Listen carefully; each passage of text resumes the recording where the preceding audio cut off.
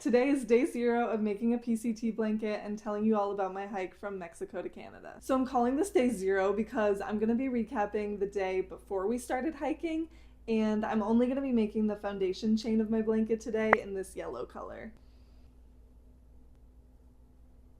So for starters, we'd flown to California about 2 weeks before our start date. We spent a lot of that time in Disneyland since we'd never been there before, and then we stayed with Terry's family that lives in the LA area for a little bit. It was really helpful not just to hop off the plane and start hiking, but to have some time in California to kind of get some last minute things sorted out, like printing permits, setting up our Garmin subscription. So then on the day before our start date, we shipped a suitcase full of the clothes we had been wearing home. We went grocery shopping for our first supply of food, and then we started to drive down to the border of Mexico. There's an equestrian facility called Camp Lockett, which is in Campo, California, and it's literally half a mile from the PCT Southern Terminus. And they basically let a group of volunteers set up there for a few months and kind of run this pre-PCT camp for hikers. They let you camp there the night before your start date, and it's a really good opportunity to meet other hikers that you're going to be hiking around.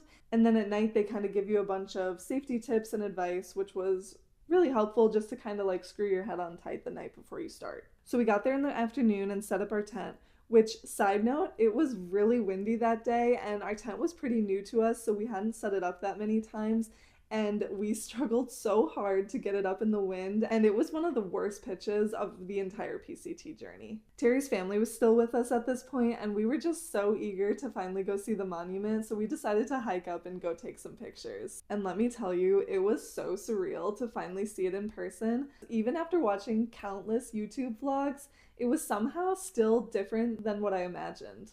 To kind of sum up how I was feeling, I wrote a journal entry in my notes app every day, and this is what I wrote that night.